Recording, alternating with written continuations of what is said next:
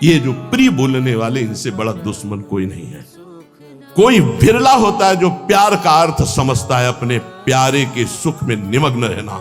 वो तो केवल सच्चिदानंद भगवान ही जानते, दूसरा कोई नहीं। प्रीति की रीति रंगीलो ही जाने, ये संसारी जानेंगे। ये अपने स्वार्थ के बसीभूत, ये अपनी वासनाओं के कीड़े, ये प्रीति को जानेंगे, ये प्रेम को जानेंगे। तुम्हारे हृदय को छलनी कर देंगे। अगर अब बात नहीं मानोगे तो बाद में पछताओगे। हे सिंहवत जीना सीखो, सियारवत अगर जीवन जीना है तो इनके अनर्थ वचनों में लग जाओ। ये तुम्हें रुपया दे सकते हैं, तुम्हारा बैंक बैलेंस बढ़ा सकते हैं, लेकिन तुम्हारे हृदय की भोग वासना को नहीं मिटा सकते। और भोग वासना नहीं मिटी तो चक्रवर्ती सम्राट भी एक महान दरिद्र है, क्योंकि उसके अंदर असंतोष है, भोगों की आशा है। और फिकर फारी फकनी करे ताको नाम फकीर। कोई चिंता नहीं, कोई परवाह नहीं, इससे बड़ी कोई स्थिति नहीं होती। वही तुम्हें गुरुदेव देना चाहते हैं। इसलिए स्वीया सर्वे जिघांस्यत्यः बहुमृषा स्नेह पाशैर निबद्ध। ये जो आपको भगवत प्राप्ति में रुचि नहीं उत्पन्न हो पा रही, भजन में अधिक लगन नहीं हो पा रही है, उसका कारण है तुम्हारी देह प्रियता और तुम्हारे देह संबंधियों की प्रियता। बड़ा सुख मिलता है हृदय को जब देखना हृदय में ये कौन है, ये अमुक है, ये अमुक है, रिश्ते नाते, ऐसा जब देखते हो तो कैसा लगता है। और जब प्रियाजू की बात होती तो कैसा लगता है। क्या प्रियाजू किसी रिश्तेदार जैसा सुख, किसी नातेदार जैसा सुख प्रियाजू से मिलता है क्या? और जबकि सच्चा रिश्ता नाता केवल प्रियाजू से। प्रियालाल पराये लगते हैं और ये मौसी मौसा फूफा फूफी फू जो माया में उड़ जाने वाले हैं, ये संबंध ऐसे घने लगते हैं। असली रिश्ता इतना छोटा, इतना कमजोर, और नकली रिश्ता इतना जोर का कि असली रिश्ता फीका पड़ जाए। यही तो बात होती है, यही तो परीक्षा होती है तुम्हारी कि तुम्हारा प्रिय कौन है, गुरुदेव, इष्टदेव या संबंधी। बस राधे श्याम, आप इस समय तो नहीं मिल सकता है, हमारे वाणी पाठ का समय। यदि आपको मिलना है तो आप हम समय देंगे, फिर आप आएंगे। कौन सा ऐसा दृढ़ संबंध जो हमारे प्रिया प्रीतम से भी श्रेष्ठ हो? प्रवचन खूब सुन रहे हैं, परिवर्तन बिल्कुल 100 में 1% नहीं है। रिश्ते नाते का संबंध, देह का संबंध, उन्मत्तवाचः प्रायः परिमुषित धियो मायया अनर्थ बीजम। नहीं समझ पा रहे, नहीं समझ। ये संबंधी, मित्र, रिश्ते नाते जो शब्द है उसको उन्मत्त कहते हैं पागलों के वचन। पागलों के वचन नहीं सुनने चाहिए। कैसे पागल? मोह मदिरा का पान किए हुए लोग हैं। मोह मदिरा ये केवल धाम है वृंदावन, इसलिए कोई जान पाया कि हम जिंदा हैं कि नहीं। पीछे कोई जान नहीं पाया कि जीवित है कि नहीं है, मृत्युलोक में है भी कि नहीं है, कभी नहीं।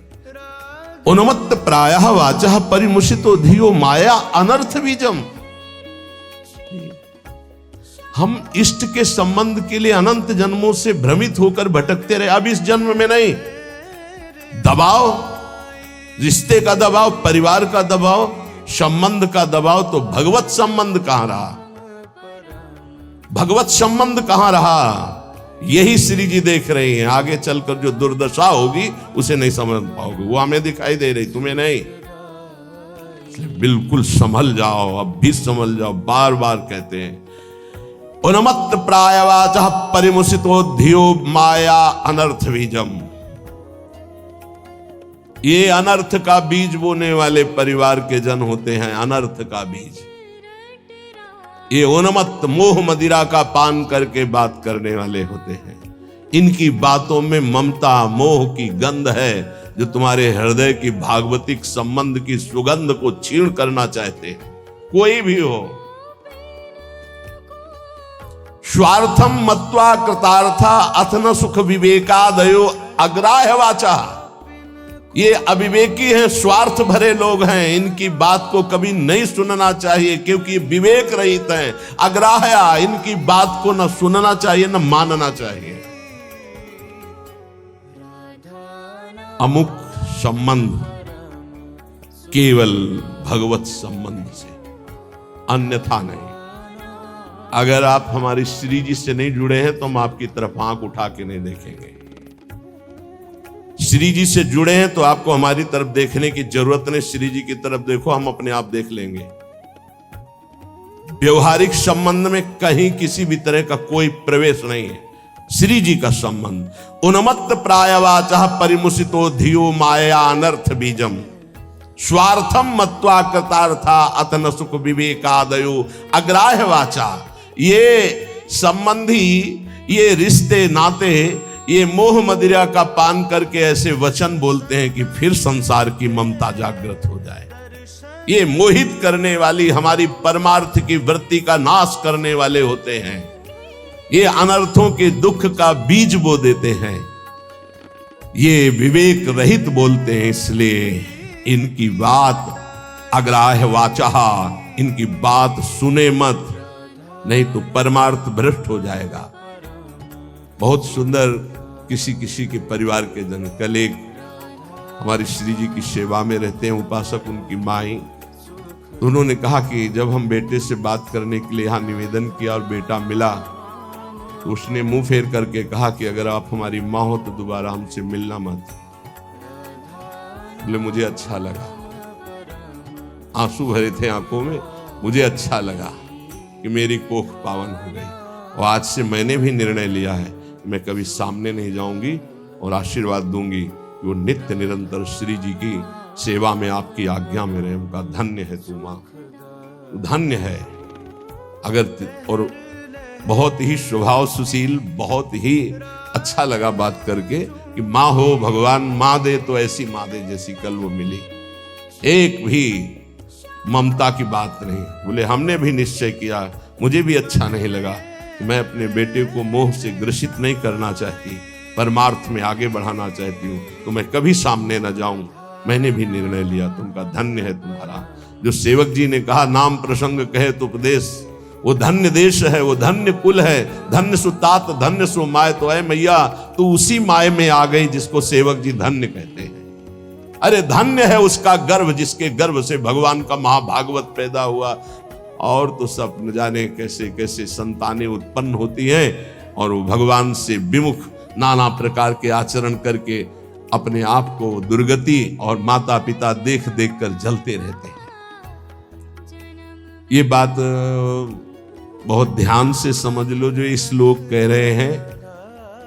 ऊपर वाले श्लोक में बताया अपनी निष्ठा की युगल सरकार हमारे इतने सुंदर हैं कि करोड़ करोड़ कामरती मूर्छित हो जाएं, लक्ष्मी नारायण भी शोभा देख करके ललचाने लगे, ऐसे हमारे उपास्य देव श्यामा श्याम।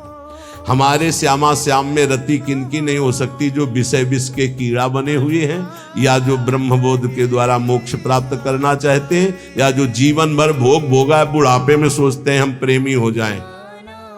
चिंतन वही है 60 70 80 वर्ष का भोगों का। अब चिंतन बदलना बहुत कठिन, कोई महापुरुष चमत्कार कर दे तो बात अलग।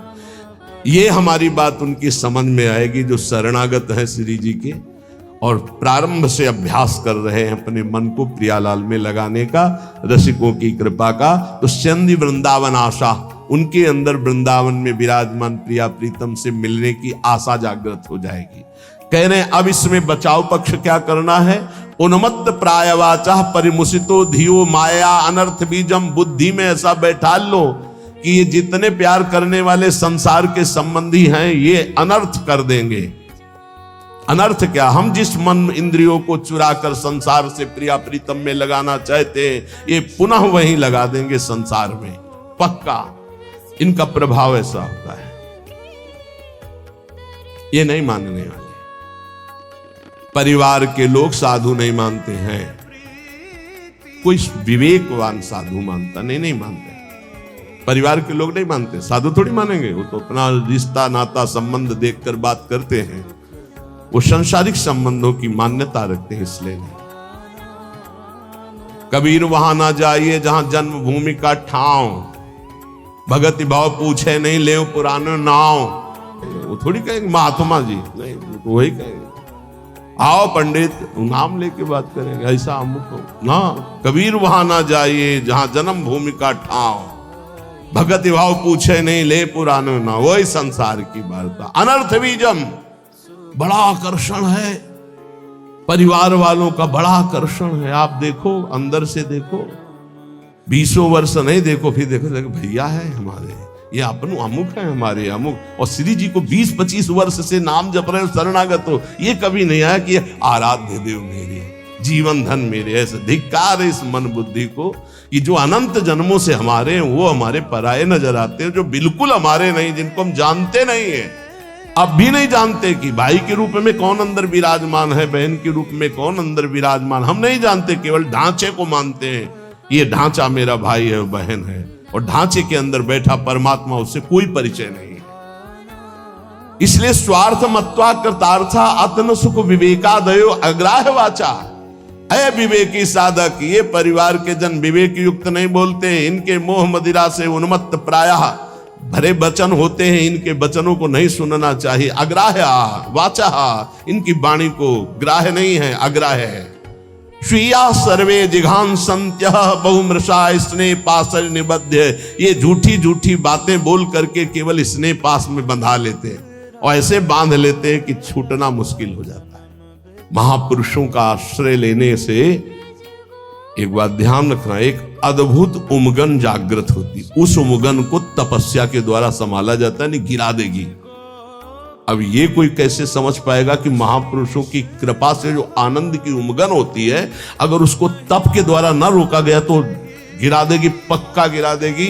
ये बड़ी सूक्ष्म बात है, सबको समझ में नहीं आएगी कि महापुरुषों के संग की कृपा उसको गिरा कैसे देगी।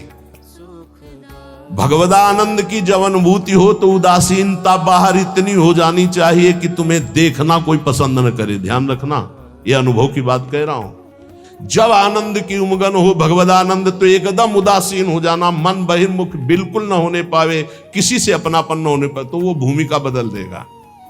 महापुरुषों के संग से बिना साधन के भी आनंद की उमगन होती है। उस आनंद की उमगन को बिल्कुल वैराग्य और तप के द्वारा सहा जाता है, तब वो जाके महानता को प्राप्त हो। वो समझ नहीं पाए। तो यहां ये कह रहे उन्मत्त प्रायवाचा परिमुसितो धियो माया अनर्थ बीजम। ये जो कह रहे हैं इसको बात समझ लो, यही तुम्हारे जीवन का पतन कर देगी, चाहे गृहस्थी में चाहे विरक्ति में हो। इस बात को अच्छे से समझना। उन्मत्त प्रायः वाचा परिमुसितो धिया माया अनर्थ बीजम। एक बार जब परिवार के जन सामने हो और तुम उनमें भगवत भाव प्रणाम करके अपनी भाषा बोलना वैराग्य की, फिर देखना तुमसे कौन प्यार करता है। तुम उनकी भाषा में मत आ जाना, अपनी भाषा में बोलना जो साधु की भाषा होती है, फिर तुम्हें असलियत में समझ में आएगा कि कौन प्यार करता है, कोई नहीं। जब तुम उनकी भाषा बोलते हो तब बात अपनी भाषा में सदैव हो, भक्त अपनी भाषा में। ये जीवन अब ऐसा दांव नहीं हमें चूकना कि इस जन्म में मुझे भगवत प्राप्ति न हो। ये बहुत अंदर की बात समझ लेना। उन्मत्त प्रायवाचा परिमुसितो धियो माया अनर्थ बीजम, बिल्कुल 100%। अगर पारिवारिक मोह के जाल में फंस गया, चाहे गृहस्थ हो चाहे विरक्त हो, निकल नहीं सकता है, इतना बड़ा जाल है। स्वार्थम मत्वा कृतार्था अतन सुख विवेकादयो अग्राह्य वाचा। कैसे तुम्हें बताए, बाहर थप्पड़ लगता है तो उसके लिए औषधियां होती, लेकिन जब हृदय की मार होती तब कोई औषधि नहीं होती। इसलिए आपसे प्रार्थना कह रहे, अब भी संभल जाओ, अब भी संभल जाओ। तुम्हारा वैराग्य स्वरूप है तो तुम लोग अपने वैराग्य की इज्जत की रक्षा करो। समझ में आना चाहिए कि वैरागी का स्वरूप क्या होता है। परिवार वालों को, संसार को भी समझ में आना चाहिए। आपका अपने ठाकुर सेवा, अपनी भगवत सेवा, अपने दिनचर्या इतना महत्व हो कि सामने वाला 1 घंटे दरवाजे पे खड़ा रहे और सोचे कि क्या इनकी भागवतिक रति है। ऐसे संकेत में श्री जी आपको समझा रही हैं स्वार्थम मत्वा कृतार्था अथन सुख विवेकादयो अग्राह्य वाचा। ये विवेक रहित बोलने वाले संसार के अग्राह्य वाचा, ये नाशवान शरीरों का संबंध तुम्हें अविनाशी बना देगा, तुम्हारा साथ देगा। ये मरण धर्मा शरीर है, अविनाशी परमात्मा की शरण छोड़कर इनके इंद्रियों की गुलामी के लिए किसी व्यक्ति वस्तु का आश्रय धिक्कार है। जीवन हम कामी हैं, क्रोधी हैं, लोभी हैं, लेकिन श्री जी लालजू को छोड़ दें ऐसा तो हो ही नहीं सकता। इतना तो रख लो, इतना तो रख लो, हमारी बात तो समझो। हम नीचता नहीं छोड़ सकते तो श्री जी को कैसे छोड़ सकते? हम नीच हैं मानते हैं, हम पतित हैं मानते हैं, लेकिन हम आपको नहीं छोड़ सकते। हमारा स्वभाव नहीं छोड़ सकना, हम नीचता नहीं छोड़ सके, काम नहीं छोड़ सके, तो नाथ आपको कैसे छोड़ सकते हैं? अब आपके गले पड़ गए। अगर हम कामी हैं तो आपके हैं, पतित हैं तो आपके हैं, आपको नहीं छोड़ सकते। इतना तो पकड़ लो यार, इतना तो पकड़ लो। हम संसार को पकड़े हुए हैं, माना नहीं छोड़ पा रहे, लेकिन हे संसार के स्वामी, हम आपको भी नहीं छोड़ पाएंगे। अब नहीं हो सकता कि मैं आपको छोड़कर संसार का पूर्ण आश्रय ले लूं, पर संसार को छोड़कर आपका पूर्ण आश्रय ले लूं, इतनी भी सामर्थ्य नहीं रह गई। तो कम से कम प्रभु को तो पकड़े रहो। लेकिन अनर्थ वाचा, देख लो, हम एक साधिका की बात करते हैं। भाई जी महाराज के प्रवचन सुनकर के एक साधिका ने भाई जी को गुरुदेव माना। कभी नहीं देखा था, केवल कल्याण पत्रिका पढ़ी और भाई जी के वचन पढ़े और गुरुदेव माना। भाई जी की छवि कहीं से पता लगी तो मंगाकर अपने सिंहासन पर विराजमान, रात दिन दरवाजा बंद, घर के सदस्य उसे भोजन दे देते, बस दरवाजा बंद। 9 युवती, भाई जी की छवि। रात एक दिन उसके अंदर इच्छा आई, क्या मैं अपने गुरुदेव को कभी भर नेत्र से देख सकती हूं सामने से? वो सत्य सच्चिदानंद में मेरे गुरुदेव क्या कभी चलकर मेरी कुटिया में? असंभव। किसी नगर के किसी एक घर में बंद वो रात दिन गुरुदेव के अनुसार भजन करती, और इच्छा जागृत हुई कि अब भाई जी कभी चलकर हमारे दरवाजे पर आएंगे। और जाकर जही कर सत्य स्नेहु सोते मिले न कछु संदेह। भाई जी तीर्थ यात्रा के लिए एक ट्रेन निकलवाई थी जिसमें सब भक्त थे। वो एक स्टेशन पे रुकी, अचानक आकर्षण भाई जी का हुआ। स्टेशन से स्वयं अकेले उस नगर में गए। वो तो अलौकिक दिव्य महापुरुष, उसके घर गए, दरवाजा खटखटाया, किसी से पूछने की जरूरत नहीं, बिना तार का तार। किसी की हिम्मत नहीं थी कि उसका दरवाजा खटखटा दे। केवल समय भोजन का वो परिवार के लोग खिड़की से दे देते थे, और उसका अपना अटैच था, तो कभी बाहर ही नहीं निकली, कभी किसी को चेहरा ही नहीं दिखाती थी। उसको लगा ऐसा कौन जो दरवाजा खटखटा, तो एक स्नेह का आकर्षण, ऐसा लगा कि या तो श्री कृष्ण है या तो भाई जी है। कि तुम राम दीन अनुरागी, कि तुम हरिदासन मां कोई, मोरे हृदय प्रीति अति हुई। जैसे विभीषण जी को लगा या तो कोई बहुत बड़े हरिदास हैं जो सामने, या स्वयं हरि हैं जो विप्र रूप में है, या तो कोई बहुत बड़े भगवान के भक्त हैं, या तो स्वयं भगवान है कि मेरे हृदय। ऐसे उस देवी का हृदय बोला या तो श्री कृष्ण साक्षात आए हैं या तो भाई जी आए। बिना हिचक के दरवाजा खोला तो जिनकी छवि थी वही सामने। अब सोचो, जो वर्षों से साधना करके केवल एक बात चाह रही कि एक बार मेरे गुरुदेव चल करके मेरे को, क्योंकि मैं तो नहीं पहुंच सकती, मेरी सामर्थ्य नहीं, एक बार वो आज जे देखा चश्मा लगा, धोती कुर्ता ऐसे। अब वहां नेत्रों से बात होती, बोलने की हिम्मत नहीं रही। अंदर गए, दरवाजा बंद, रो पड़ी चल। भाई जी ने कहा कि श्री कृष्ण की अपार कृपा पर है। कहा बस अब मुझे और कोई श्री कृष्ण नहीं चाहिए। मेरी आखिरी इच्छा थी कि गुरुदेव एक बार मुझे साक्षात दर्शन। थोड़ी देर में उसने कहा मेरी एक प्रार्थना है, अब आप दोबारा कभी यहां। भाई जी ने कहा ऐसा क्यों कहा? बोले आप जब आओगे तो अब हजारों लोग आएंगे, तो मैं ये नहीं जानती कि आप भी अब जान पावे कि मैं आपको कितना प्यार करता हूं। ये जीवन सिर्फ आपके लिए है, और आपके लिए होते हुए भी आप भी न जान पाए कि मैं आपको कितना प्यार करती हूँ। बस जैसे अभी तक थी वैसे ही रहना चाहती हूँ, दोबारा कभी भाई। तो भाई जी ने उसके लिए पद लिखा है, पद रचना की।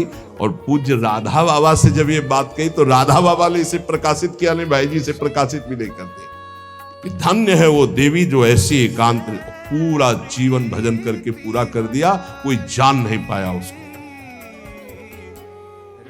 जो अपने आराध्य देव के लिए इतनी गुप्त आराधना की जा सकती है, फिर हमें संसार और संसार के संबंधों से क्या। इसलिए ये जीवन हमें केवल भगवत प्राप्ति के लिए।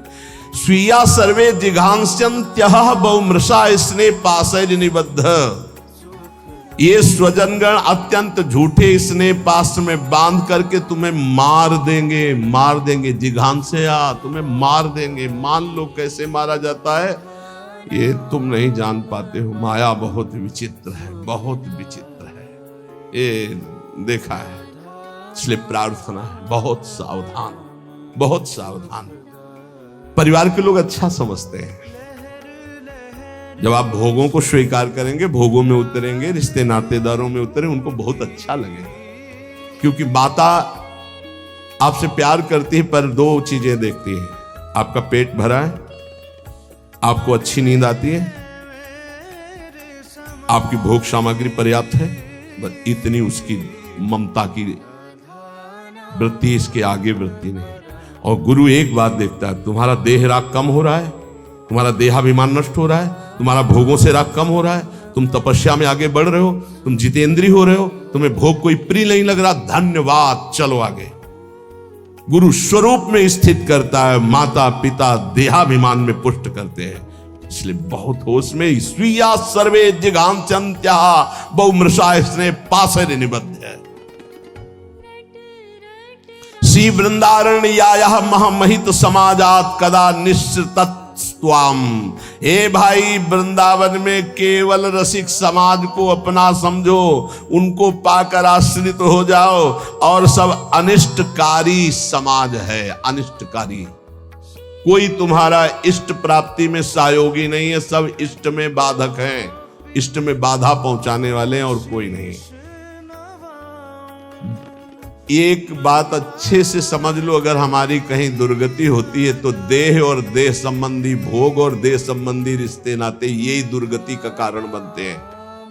इसलिए हे उपासक, अपने ऊपर कृपा करो, अपनी दिनचर्या अपने इष्ट के बराबर किसी को मत मानो। इष्ट और इष्ट की दिनचर्या तुम्हारी इतनी प्रवीण, इतनी सुदृढ़ होनी चाहिए कि हम समय देंगे तुम्हें मिलने के लिए, हमारी रुचि होगी तो। तुम्हारे समय में हम अपने समय को बर्बाद नहीं करने, लेकिन समय बर्बाद पहले ही कर रहे हैं। उनके समय का महत्व क्या रहा है। साधक चाहे गृहस्थ हो या विरक्त हो, उसकी दिनचर्या भगवान है, और उस पर ध्यान दिया जाए, उस पर दृष्टि दी जाए। चाहे जितनी जैसी शरीर की परिस्थिति हो, यदि दिनचर्या को भगवान माना है तो वो भगवान अदीप सामर्थ्य देते हैं, वो दिनचर्या होती है। ये बात हमारी प्रार्थना मान लो, ये दिनचर्या तुम्हारी भगवान है, इसे मानो, इसे स्वीकार करो। पर नहीं, केवल मन की मनोरंजन वृत्ति पर प्रधानता रखने वाला कैसे उपासना में आगे बढ़ सकता है। इसलिए जो आप सुनते हैं उसका मनन करें। महापुरुषों के वचन अमृत हैं। बाबा, हमें बहुत क्लेश, अंदर जलन होती रहती है, ये कब मिटेगा। घर गृहस्थी के भी कार्य कर रहे हो तो, या साधना कर रहे हो तो, ये अंदर एक जलन होती रहती, ये कब मिटेगा। बहुत बड़े सिद्ध महापुरुष काशी के श्री हरिहर बाबा जी महाराज, ये कैसे मिटेगा। क्लेश बना रहता है, एक अशांति बनी रहती है। सब देखो, कल एक 85 वर्ष के संत भगवान आए, उन्होंने अपना परिचय बताया बहुत ऊंची जगह से सब, और कहा आपके प्रवचन सुन करके आया हूं, ऋषिकेश से आए। कहा कि मैं प्रवचन सुन करके आया हूं, मेरी आखिरी जगह रह गई है, अगर आपने ना कर दिया तो मेरी जिंदगी अब खत्म होने जा रही है। बिल्कुल आखिरी परिणाम है, आप बहुत कृपा करके निर्णय देना, क्योंकि बस आखिरी है, आखिरी भरोसा लेके आया हूं। आंखों में आंसू, त्रिपुंड लगा हुआ, वेश भगवा धारण की हुई, अवस्था 80 या 85 की। अभी एक बार कि आखिरी तो बहुत होश में होगा, क्या समस्या क्या है आपकी? तो आप पूरा जीवन हो गया तक निश्चय ही नहीं कर पाए हम कि हमको क्या प्राप्त करना है, कैसे प्राप्त करना है। ये तो बहुत बड़ा धोखा। अभी तक चित्त ही का समाधान नहीं हुआ, अभी तक साधन ही नहीं बन पाया, साधन का निर्णय नहीं हो पाया, तो साध्य की प्राप्ति कैसे हो पाई? ये तो बहुत बोले बस यही तो रोना है, पूरा जीवन खत्म हो गया। आप बताओ कैसे वस्तु को? तुम कहा आप तो एक ही बात रह गई है, नाम नाम, निरंतर नाम जप कर। तो बोले यही तो समस्या है, तुमको बस यही समस्या का समाधान है। हमारे सामने निर्णय लो, ये जपोगे ऐसे से ऐसे से ऐसे, उसी समय उनके शब्द निकले कि कुछ प्राप्त होगा कि नहीं इसकी अब कोई परवाह नहीं। इस समय जो शीतलता हो रही, लग रहा मैं निहाल हो गया, ऐसा लगता है मुझे जिंदगी की हर वस्तु मिल गई। यही मेरी बात उनकी समझ में नहीं आएगी जो विषयों के कीड़ा बने हुए हैं। उनको तो बस कोई संत महात्मा भगवान ऐसी कृपा कर दे कि उनको मनमानी भोग भोगने को मिले बस। जैसे नाली के कीड़ा को अमृत के कुंड में डालो तो तड़पड़ा कर नाली में ही गिरने की कोशिश करे, क्योंकि वो जानता मेरे सुख से मुझे वंचित किया जाता है। शुक्री से कहा प्रहलाद जी ने, बैकुंठ चलो भगवान बुला रहे। बोले वहां विष्ठा मिलेगा कि नहीं? बोले बैकुंठ में विष्ठा कहां? बोले मुझे नहीं जाना। हमारी हालत ठीक ऐसी शुक्री की तरह है। क्यों? बोले विषय विष्क्रमीणाम, क्योंकि विषयों के कीड़ा बने हुए, इनको यही चाहिए, तो मेरी बात का प्रभाव इनके ऊपर नहीं पड़ेगा। और दूसरा, बोधमात्रात्म भाजांश, जो शुष्क कठोर हृदय के ज्ञानी हैं उनके ऊपर मेरी बात का प्रभाव नहीं पड़ेगा, दो के ऊपर नहीं पड़ेगा। एक जो विषय विष के कीड़ा बने हुए हैं और एक जो मोक्ष सुख के अभिलाषी कठोर हृदय जो ब्रह्म ज्ञान की स्थिति में, वो मेरी बात को नहीं समझेंगे। समय सब है सर्वैषयिक भक्त्याश्रिता नाम। मेरी बात किनकी समझ में आएगी? बोले एक तीसरा है, उसकी भी समझ में नहीं आएगी। कौन तीसरा? वृद्धावस्था हो गई, जीवन के भोग भोगते हुए अब वो सोचता है कि मेरा कल्याण हो जाए, कोई उपाय ऐसा बता दे। तो बोले मेरी बात समझ में नहीं आएगी कि सब आश्रयों को छोड़कर, सब चिंतनों को छोड़कर श्यामा श्याम के चिंतन में मगन हो जा। वो असमर्थ है, नहीं कर सकता। तीन मेरी बात को नहीं समझ पाए। एक तो घोर विषयी जो विषय का कीड़ा बना हुआ है, एक जो मोक्षाभिलाषी अद्वैत निष्ठा को प्राप्त ब्रह्म ज्ञानी है, तीसरा जो जीवन भर विषय भोगा है, बुढ़ापे में सोच रहा है मेरा कल्याण कैसे होगा। तो अब ये बात हमारी जो प्रिया प्रीतम के प्रेम की, उसकी समझ में नहीं आए, क्योंकि जीवन भर मन और इंद्रियों ने अभ्यास भोगों का किया है। तो बुढ़ापा में भोग चिंतन ही होगा, योग चिंतन नहीं होगा। अचानक किसी महापुरुष की कृपा हो जाए तो बात अलग है। बोले अब हम बात करते कि हमारी बात किसको समझ में आएगी? बोले भक्त्याश्रिता नाम, जिसने भक्ति का आश्रय ले लिया है, हृदय भक्ति युक्त होकर भगवद आश्रित है, उसको ये बताया हुआ मेरा मार्ग रुचिकर लगेगा, रुचिकर लगेगा। क्या? कि वै ममल सुखौघम, जितना भी है सब पाप प्रकट करने वाला ही है इंद्रियों का भोग। जो भक्त है, भक्ति का आश्रय लिए, वो जानता है कि इंद्रियों की विलासता केवल पाप करवाती है। ये सुख नहीं है, सुख के भ्रम में अपराध बनता है। तो शंदि वृंदावन आशा, सुख की आशा कहां है? बोले वृंदावन की आशा जिनके हृदय में जागृत हो गई। वृंदावन दर्शन करना, वृंदावन 1-2 दिन वास करना, या वृंदावन आजीवन वास करना। क्यों? क्योंकि यहां का वायुमंडल ऐसा है जो आपको भक्ति के रंग में रंग देगा। एक ब्रजवासी परम पूज्य जन पधारे तो से प्रार्थना की कि आप तो श्री जी के निज पार्षद भगवत स्वरूप हैं। उन्होंने कहा कि आप कहते हैं श्री जी के स्वरूप है, तो मुझे अनुभव क्यों नहीं हो रहा कि मैं श्री जी का पार्षद, श्री जी का स्वरूप हूं? क्यों नहीं अनुभव हो रहा? धाम में रहता हूं, ब्रजवासी हूं, निज परिकर आप कह रहे हो, मैं मान गया, मैं निज परिकर हूं, ये भी मान रहा हूं, लेकिन मेरे को क्यों अनुभव नहीं हो रहा? तो जेब में तुम्हारे हीरा रखा है, जौहरी कह रहा करोड़ों का है, तो मान लो तो जान जाओगे। जान के मानना बड़ा कठिन है, मान के जानना सरल है। आप हो भगवत स्वरूप, लेकिन आप अपनी बात को स्वीकार नहीं कर रहे हो, आप जानना नहीं चाह रहे हो, इसलिए आप नहीं जान पा रहे हो। बाहर से आया हुआ जानना चाहता है तो वो जान जाता है, घर में रहता हुआ जानना नहीं चाह रहा, इसलिए वो नहीं जान पा रहा है। अगर वो जानना चाहे तो बहुत जल्दी जान जाए कि उसका जन्म ही भगवत स्वरूप हुआ है। इस रज में जो उद्धव शनकादि शिवादि रज चाहते, माँ के गर्भ से सीधे इस रज में आया, अहो भाग्य। निज वो भगवत पार्षद है, पूर्व में उसका बहुत बड़ा भजन बन गया है। अब वो अपने स्वरूप को भूल करके फिर व्यवहार में फंस गया, इसलिए अपने स्वरूप को नहीं जान पा रहे। जानना चाहे तो बहुत जल्दी जान लो, ना जानना चाहे तो पूरा जीवन निकल जाएगा, वो जान नहीं पाएगा। जैसे भगवान श्री द्वारिकाधीश इतने बड़े परिवार में साथ रहते थे, कोई बिरला जान पाया कि सच्चिदानंद है, नहीं भगवान को भगवान नहीं जान पाया, भगवान को भगवान के रूप में नहीं जान पाए। सब यदुवंशी नहीं जानते थे कि ये कौन हमारे बीच में विराजमान है। कोई जानता था, बिरला उनमें से कोई जानता था कि साक्षात परब्रह्म परमात्मा द्वारिकाधीश श्री कृष्ण के रूप में विराजमान है। नहीं तो नहीं जान पा रहे थे, संबंध होने पर भी वो नहीं जान पा रहे थे। श्रीपाद कह रहे हैं